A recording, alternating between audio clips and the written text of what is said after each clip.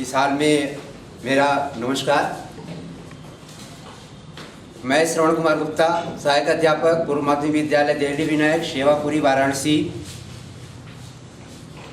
आप सभी के सामने मैं अपना नवाचार जो कि कॉन्सेप्ट मैपिंग पे आधारित है, मेरे मन में इस नवाचार को चयनित करने का सबसे बड़ा कारण ये था कि जब मैं बच्चों को पढ़ाता था विज्ञान, तो उसके कॉन्सेप्ट को वो सही तरीके से जब मैं प्रश्न पूछता था तो नहीं बता पाता था। दूसरा कारण ये था कि हमारे विद्यालय में लैब नहीं था, तो मैंने सोचा कि मैं विज्ञान विषय को सही तरीके से एक ऐसा कॉन्सेप्ट बच्चे की समझ प्रस्तुत करूं कि जिससे वो विज्ञान की कॉन्सेप्ट को समझ जाए। तो साथियों, इस कॉन्सेप्ट मैपिंग के द्वारा हम शिक्षण अधिगम की प्रक्रिया को और पाठ्यक्रम विभाजन और उसकी कार्य योजना को और तो और हम मूल्यांकन के पक्षों को भी आकलित कर सकते हैं। और इसके लिए मैंने सीमित संसाधन और कम समय में भी मैं इसका यूज कर सकता हूँ। मैं ही नहीं, आप सभी यूज कर सकते हैं, विभिन्न विषयों में भी कर सकते हैं। जैसे एक चार्ट पेपर और एक A4 साइज की पेपर और एक स्केच पेन की सहायता से हम बना सकते हैं, और मैं बनाया भी हूँ।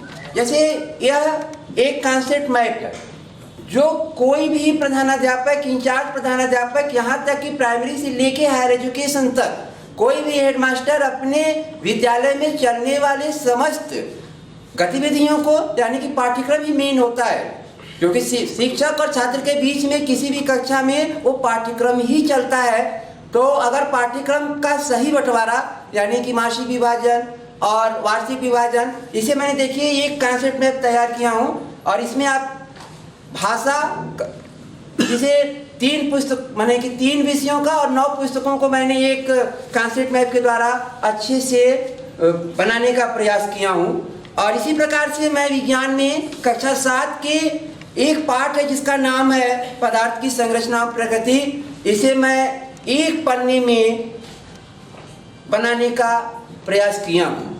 और इसके माध्यम से अब प्रश्न ये उठता है कि हम कैसे बनाएंगे। तो इसके लिए मैंने 4 चरण अपनाया कि सबसे पहले कॉन्सेप्ट मैप क्या है। सच में कॉन्सेप्ट मैप और कुछ नहीं है बल्कि एक शिक्षक ही नहीं, उसका बच्चा भी एक गोलाकार, आयताकार और वर्गाकार में उचित शब्दों को चित्रों के माध्यम से वह लिख करके, जैसा मैंने इस कॉन्सेप्ट मैप में किया, वो बना सकता है और उसे वह बता भी सकता है। और इसके लिए मैं, अगर मान लीजिए, ब्लैक बोर्ड का भी मैं प्रयोग कर सकता हूँ, और तो और दीवारों को भी मैं यूज कर सकता हूँ। साथियों, इस प्रकार से मैंने ये सोचा है कि मैं अपने इस कॉन्सेप्ट मैप के द्वारा अपने विद्यालय में कक्षा 6, 7, 8 के प्रत्येक पाठ का